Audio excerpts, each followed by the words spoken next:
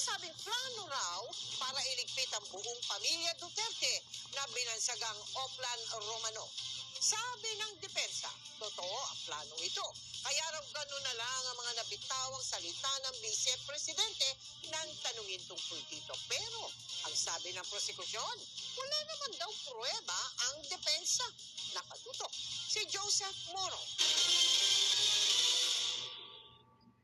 Sa impeachment trial kahapon, ang kampo ng depensa ang nagbukas ng usapin tungkol sa Operation Romanov na sinasabing plano para umano'y iligpit si Vice President Sara Duterte at ang kanyang pamilya. The truth of the matter is this. She and her family were threatened. And while her response was unconventional, it was justified. What triggered her response was a question about Operation Romanov, which is the plot to eliminate VP Sara and her entire family. Was right. At tinutukoy ng depensa ang tanong na ito ng isang vlogger sa online press conference ng Vice Presidente noong November 2024 na nag-imit siya raw ng mga binitawan niyang banta laban kay Pangulong Marcos, First Lady Lisa Marcos at dating Speaker Martin Romualdez.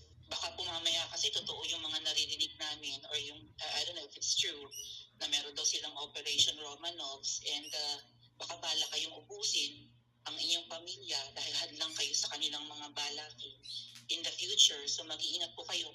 Yes. Huwag kang mag-alala, ma'am, sa security ko. Kasi may kinausap na ako na tao.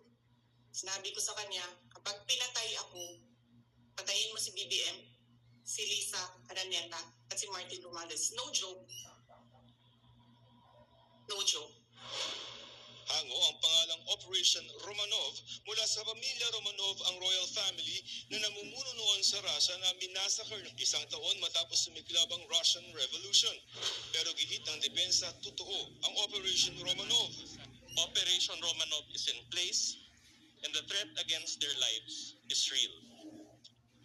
VP Sara became the target of unauthorized intelligence and surveillance operations by government operatives that exposed her family to high-level risks and security threats, thereby causing intense trauma and uncontrollable fear. Her homes in Davao and Manila were profiled, and this is proven by classified casing reports. Her trusted security personnel were removed. Her schedule of official functions like the one in Naga was leaked by intelligence agents and her security was heavily compromised. Sabi ng depensa, hindi umano ito pinansin ng National Bureau of Investigation o NBI. The NBI gaslighted it.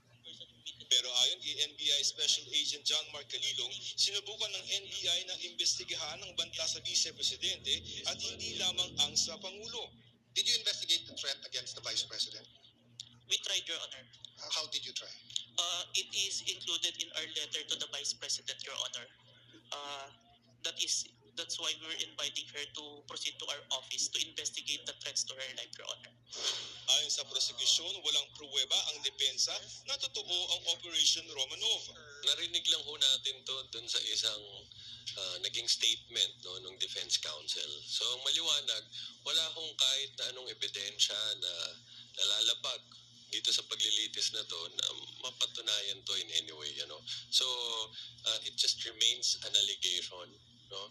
And at the end of the day, it seems that by raising this matter, it seems that they're making the point that they're trying to justify the threats by raising this. No? Pero ang katanungan ho dyan na dapat din pag-isipan ng ating mga kababayan, tama ba na kung merong pakiramdam na dahil dito sa mga ganitong klaseng allegations, ay pwede nang pagbantaan ang buhay ng ibang tao, pwede nang pagbantaan ang buhay ng presidente.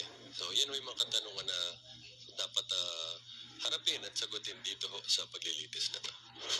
Sabi ni Palace Press Officer Undersecretary Claire Castro, ang banta sa Vice Presidente ay hindi sapat na dahilan para ituring na tama ang pagbabantang ginawa niya sa Pangulo. Gina-justify niya ang sinasabing Oplan Romanov kaya siya nagbanta sa Pangulo? Hindi natin maiwawaksi ang pagiging vice-presidente niya sa pagiging nanay niya. Ang pagbabanta ay pagbabanta. Sino ka man, nagbanta ka sa buhay ng Pangulo, kahit ikaw ay isang nanay, ikaw ay isang vice-presidente, walang pagkakaiba yon. Nagbanta ka pa rin sa buhay ng Pangulo. Sinusubukan pa naming kunin ang panig ni Duterte.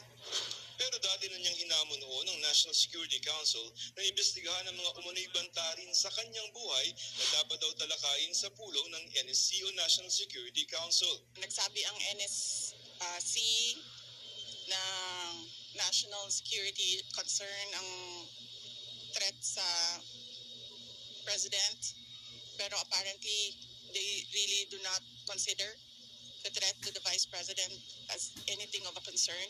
What kind of country is this? Hindi ba kaparte ng gobyerno ang vice president? Hindi ba ako binoto ng mga tao? Hindi ba ako ang vice president ng buong Pilipinas, ng lahat ng mga Pilipino? Pag-threat sa'yo, baliwala. Pag-threat sa kanila, national security. Saan ka? Sa paglilitis, tinanong ni Senator Judge Risa Ontiveros sa mga abogado ni Duterte, ito pa ang depensa ng bise sa kasong grave threats at inciting to sedition laban sa kanya. Position po ba ng depensa na pwedeng palampasin ang alleged grave threats kung may masasabing lehitimong dahilan para magbanta? Your Honor, that is not the point.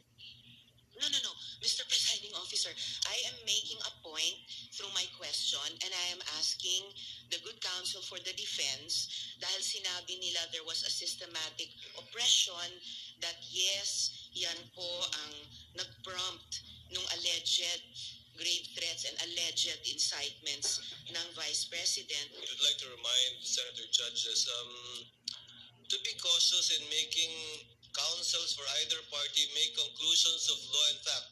Magkakaroon ng pagkakataon ng depensa na makapagpresenta ng kanilang sariling ebidensya doon sa article tungkol sa umuni pagbabanta ni Vice President Sara Duterte laban sa Pangulo pagkatapos mailatag ng prosekusyon ang lahat ng articles of impeachment. Ang pagkakaalam ko, just like yung order of trial no, sa mga regular courts, tatapusin muna ng prosecution yung buong case nila. Meaning Article 1, 2, 3, 4, or whatever.